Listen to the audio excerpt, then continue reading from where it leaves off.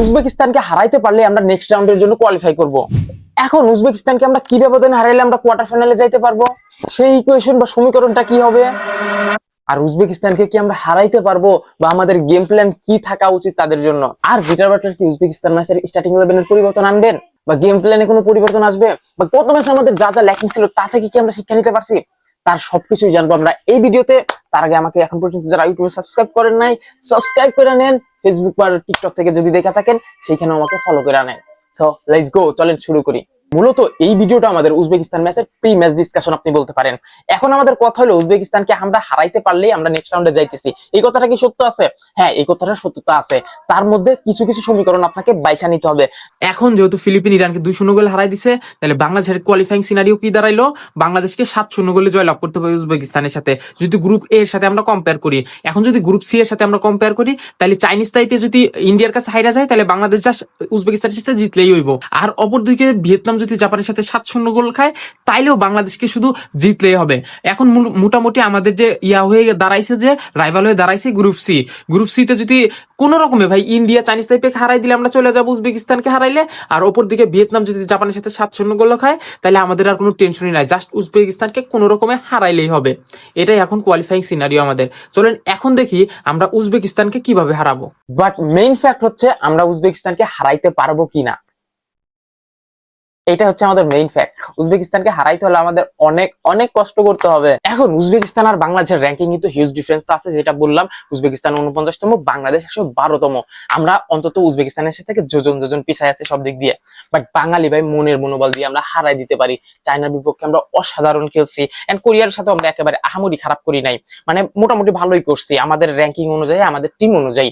মোটামুটি যদি আমরা উজবেকিস্তানকে হারাইতে চাই, শুধু মাঠের লড়াইয়ে কাজ হবে না, মন মানসিকতা হাই রাখতে হবে, যেহেতু তারা আমাদের থেকে অনেক ভালো টিম। এখন আসেন আমরা ট্যাকটিক্যাল কিছু বিষয় আলোচনা করি। পিটার বাটলার কি আমাদের স্টার্টিং 11 এই ম্যাচের জন্য পরিবর্তন করবে, বা আমরা যদি এই ম্যাচটা জিততেই চাই, আমাদের গত ম্যাচের যা যা ল্যাকিং আছে তা কি মনে আছে? স্টার্টিং 11 এর কথা যদি আমরা বলি, আমাদের কিন্তু এই টিমের মেইন ম্যান হচ্ছে ঋতুপর্ণ চাকমা, বা বাংলাদেশের মেসি বলা হয়।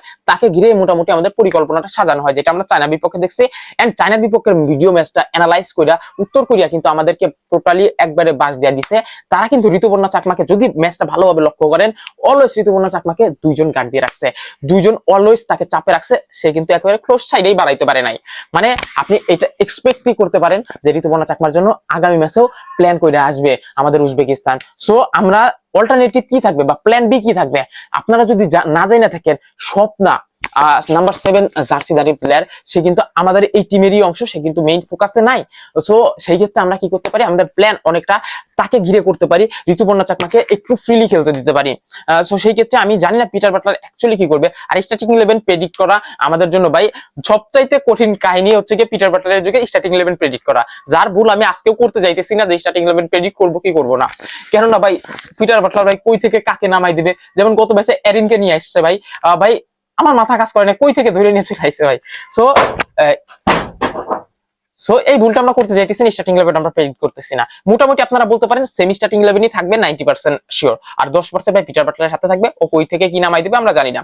এখন কথা হইলো, আমরা উজবেকিস্তানের সাথে ম্যাচে জিততে হইলে শুধু আমাদের একজনকে ঘিরে প্ল্যান করলে তো হবে না।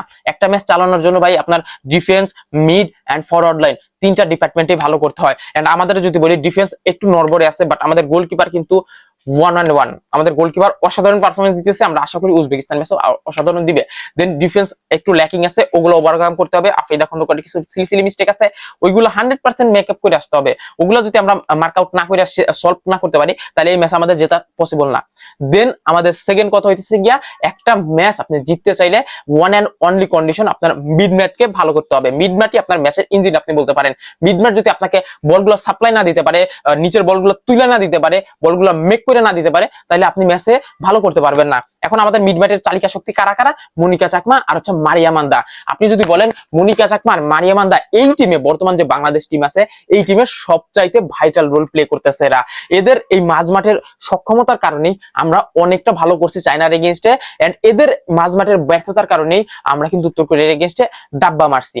বাট উত্তর কোরিয়ার এগেইনস্টেও কিন্তু মারিয়া মান্দা একেবারে খারাপ ছিল না, বারবার পিছনের দিকে এসে অনেকগুলো বল রিকভার করছিল। এইটাই হচ্ছে তাদের আর আমাদের স্ট্রেংথের মধ্যে যেই পার্থক্য ছিল, যার কারণে ওই ভঙ্গুর দশাটা আমাদের হয়েছে। বাট উজবেকিস্তান কোরিয়ার থেকে অনেক নিচের লেভেলের দল, এন্ড আমরাও কিন্তু অনেক নিচের লেভেলের দল হইলেও আমরা কিন্তু উত্তর কোরিয়ার লেভেলের ফাইটটা দিছি। অর্থাৎ আমরা যদি চায়নার এগেইনস্টে করি, চায়নার এগেইনস্টে আমরা 2-0 গোলে হারছি, এই উজবেকিস্তান 3-0 গোলে হারছে। সেই ক্ষেত্রেও যদি আমরা দেখি আমরা কিন্তু একটু ভালো করছি। আবার অপরদিকে উত্তর কোরিয়ার সাথে আমরা 5 গোলে হারছি, কিন্তু ওরা 3 গোলে হারছে।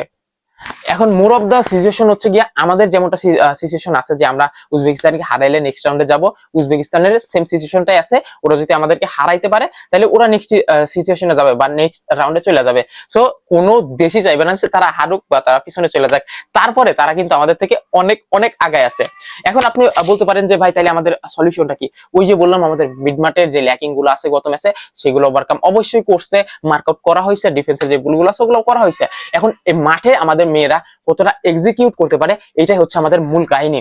আমাদের এই উজবেকিস্তান ম্যাচটা কিন্তু একেবারে সহজ হইতে যাইতেছে না। তারা এমনিতে ভালো টিম, তারপরে আমরা জানি আমরা পারবো। এন্ড আমাদের এই টুর্নামেন্টে শুরু হওয়ার আগেও আমরা একটা কথাই চিন্তা করছি, আমরা অন্তত উজবেকিস্তানের সাথে লড়াই করব, ম্যাচ জিতবো। এন্ড আমাদের যে একমাত্র সাংবাদিক ভাই রিফাত মাসুদ ভাই, গত ম্যাচে তার একটা ভিডিও দেখতেছিলাম যে সে এক্সপেক্ট করতেছে উজবেকিস্তানের সাথে যদি আমরা একটা ড্র করি তাও আমাদের জন্য হিউজ প্রাউডের ব্যাপার হবে। বাট আমার মতে সেটা না ভাই।